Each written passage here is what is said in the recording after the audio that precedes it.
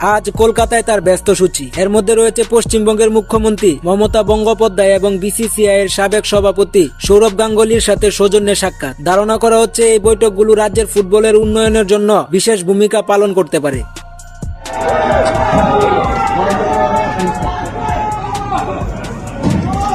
কলকাতার পর হায়দ্রাবাদ ও মুম্বাই ঘুরে মেসি আগামী 15 ডিসেম্বর দিল্লিতে যাবেন। আর সেখানে রয়েছে সফরের সবচেয়ে বড় রাজনৈতিক চমক। জানা গেছে দিল্লিতে তিনি ভারতের প্রধানমন্ত্রী নরেন্দ্র মোদীর সাথে দেখা করবেন। বিশ্লেষকরা বলছেন খেলাধুলার মাধ্যমে দুই দেশের মধ্যে সম্পর্ক আরো ভালো করার এটি একটি প্রচেষ্টা। মেসি একজন বিখ্যাত তারকা, তার ভারত সফর বাণিজ্য এবং বিশ্ব রাজনীতির জন্য বেশ গুরুত্বপূর্ণ।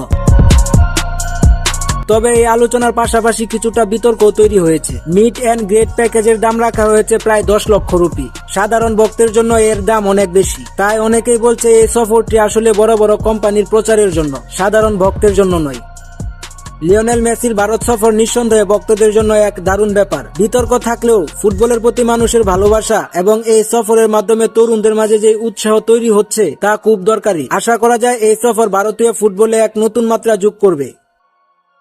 তো এই ছিল আজকের ভিডিওতে। আমাদের চ্যানেল সাবস্ক্রাইব করুন এবং আপনার মতামত কমেন্টে জানাতে ভুলবেন না।